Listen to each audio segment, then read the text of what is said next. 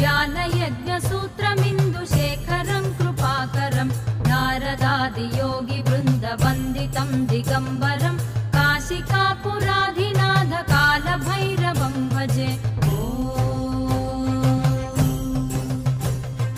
भानुकोटिभास्वरं भवाब्धितारकं परं नीलकण्ठमीप्सितार्धदायकं त्रिलोचनं कालकालमम्बुजाक्षमक्षशूलमक्षरं काशिकापुराधिनाथ कालभैरवं भजे।